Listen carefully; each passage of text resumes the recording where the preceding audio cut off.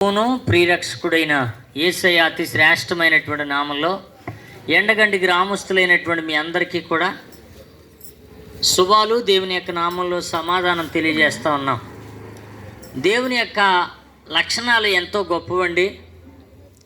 మనుషులకు ఉన్నటువంటి లక్షణాలు వేరు, కానీ దేవునికి ఉన్న గుణలక్షణాలు చాలా గొప్పవండి. ఎంత గొప్పవనంటే దేవుని లక్షణంలో ఒక గొప్ప లక్షణం ఏంటంటే దేవుడు సహాయం చేసేవాడు. దేవుడు ఎలాంటి వాడండి?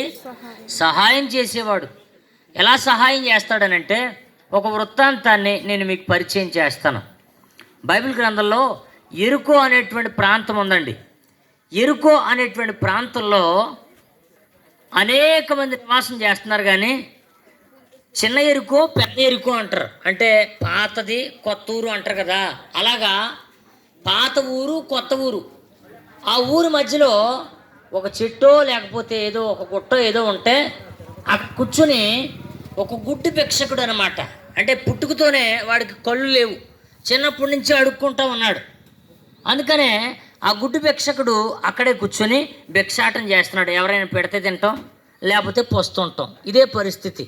అయితే జరిగిన విషయం ఏంటంటే యేసుక్రీస్తు వారు ఆ యెరికో గుండా అనగా పాతూరు గుండా కొత్తూరులోనికి ఆయన ప్రవేశం చేస్తున్నాడు.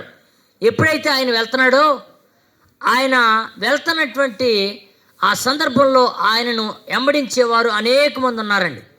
అందుకనే ఆ జనాల చప్పుడు, నడుస్తున్నటువంటి ఆ చెప్పులు శబ్దాన్ని విన్నటువంటి ఆ గుడ్డి భిక్షకుడు అండి అడుగుతున్నాడు, ఎవరండి, ఎవరో అలా వెళ్తున్నారు అని అంటే, యేసయ్య వెళ్తున్నాడండి అని అనగానే అతనికి అర్థమైపోయింది. ఎందుకనంటే ఇంతకు ముందే ఈ గుడ్డి భిక్షకుడు యేసును గూర్చి విన్నాడు.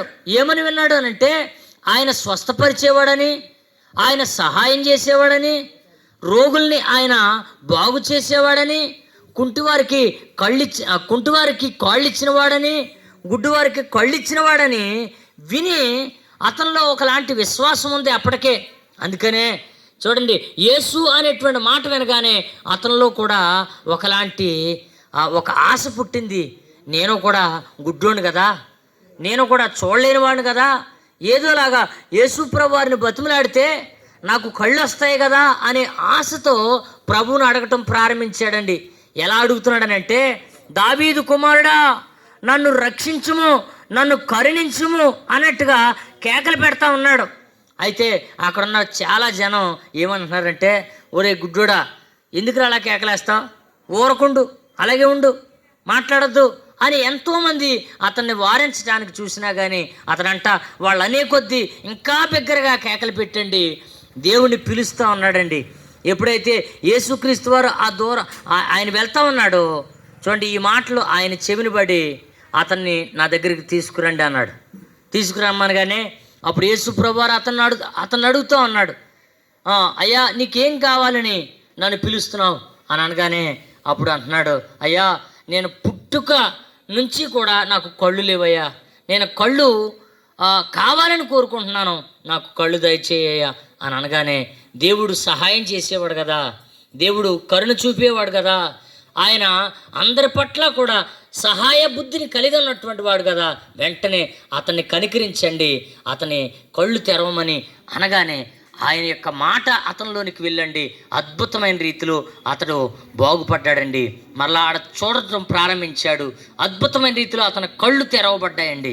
వెంటనే అతడు యేసు ప్రభువారిని వెంబడించి యేసుక్రీస్తు వారితో వెళ్ళాడంట. ఎందుకు ఈ మాటలు చెప్తున్నానంటే, దేవుడు సహాయం చేసేవాడండి. మనం కూడా చాలా ఇరుకుల్లో ఉంటాం, చాలా ఇబ్బందుల్లో ఉంటాం, చాలా ఆ పరిస్థితులు మనల్ని వేధిస్తూ ఉంటాయి. అలాంటి పరిస్థితులను బట్టి ఎందుకులే ఈ జీవితం, ఇంకా నాకు సహాయం చేసేవాళ్ళు ఎవరో లేరు, నా అన్నవారు నన్ను విడిచిపెట్టేశారు, నా బంధువులే నన్ను దూరాన్ని పెట్టారు, నేను కట్టుకున్న భర్తే నన్ను సహాయం చేయడానికి వెనకాడుతున్నాడు అనే ఒకలాంటి ఆలోచనతో మీరు ఉంటే దేవుడు తప్పకుండా మీలాంటి వారికే సహాయం చేయడానికి 2024 సంవత్సరాల క్రితం ఆయన ఈ లోకానికి వచ్చాడండి. ఎందుకు ఆయన ఈ లోకానికి వచ్చాడనంటే, సహాయం చేయడానికి మాత్రమే కాకుండా మనల్ని రక్షించడానికి, మన ఆత్మ నరకంలో పడిపోకుండా మన ఆత్మని పుణ్యలోకానికి తీసుకుని వెళ్ళడానికి 2024 సంవత్సరాల క్రితం నువ్వు నేను మన ఎవ్వరం కూడా అడగకముందే తన ప్రాణాన్ని మన కొరకు పెట్టండి, తన రక్తాన్ని మన కొరకు చిందించి పాప క్షమాపణను అనుగ్రహించాడు. ఆయనను ఎవరైతే అంగీకరిస్తారో వారందరినీ కూడా రక్షించడానికి ఆయన సిద్ధంగా ఉన్నాడు.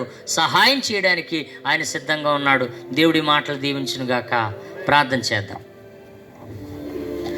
మహాపరిశుద్రమైన దేవ, మహాగరుడ, నీకు వందనాలు, స్తోత్రాలు, స్తుతులు, కృతజ్ఞతాస్తులు చెల్లించుకుంటున్నాను దేవా. అయ్యా, మరి సాయంకాల సమయం అందు నాయన మరొక్కసారి ఎండగండ గ్రామానికి ప్రభా, అయ్యా నీ బిడ్డలమైన మేమందరిని ప్రభా నా తండ్రి నడిపించిన విధానానికి నీకు వందనాలు, స్తోత్రాలు, స్తుతులు నాయన. అవును ప్రభా, నా తండ్రి నీవే మార్గము, నేనే సత్యము, నేనే జీవమని వాక్యం చదివిస్తుంది ప్రభా. అయ్యా నీ మార్గంలోకి, నీ సత్యంలోనికి, నీ జీవంలోనికి ప్రభా నాయన అయ్యా ఈ బిడ్డలు నడిపించమని అడుగుచున్నాను ప్రభా. నా తండ్రి నాయన ఈ గ్రామంలో నా తండ్రి నీ బిడ్డలను వాక్యము నా తండ్రి పలుకుచుండగా తండ్రి ప్రభా, అయ్యా ప్రతి ఒక్క హృదయాలలో ప్రభా నీ మాటలను ప్రభా నా తండ్రి నాయన దర్శించమని అడుగుచున్నాను దేవా. నీకు స్థుతులు, స్తోత్రాలు చెల్లించుకున్నాను. నిజమే ప్రభా, కనులుండి చూడలేవు, చెవులుండి వినలేవు నా తండ్రి ప్రభా, నోరుండి మాటలేని ఈ లోకంలో ప్రభా నాయన అయ్యా నా తండ్రి నాయన కుంటివారికి నాయన కాళ్ళు ఇచ్చే దేవుడువని, అయ్యా నా తండ్రి మగవారికి నాయన నోరిచ్చే దేవుడువని, చెవిటి వారికి నా తండ్రి ప్రభా వినికిడి ఇచ్చే దేవుడువని ప్రభా నాయన కొన్ని విషయాలు ప్రభా నాయన అయ్యా ఈ గ్రామంలో నా తండ్రి ప్రకటించడానికి మాకు ఇచ్చిన సహాయాన్ని బట్టి నీకు వందనాలు ప్రభా. అయ్యా ఈ మాటలు వింటున్న ప్రతి ఒక్క హృదయంలో ప్రభు నీ కార్యాలు జరిగించుకోండి ప్రభా. అయ్యా మేము చెప్పి వెళ్ళిపోతాం కానీ ప్రభా కార్యం చేసే దేవుడు నీవై ఉన్నావు ప్రభా నాయన.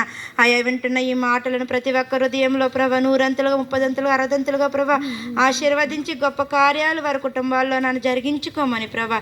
ఇంతవరకు తోడని దేవక ముందు కూడా నీ సహాయం మాకు అనుగ్రహించమని యేసు నామములో ప్రార్థిస్తున్నాం తండ్రి, ఆమేన్.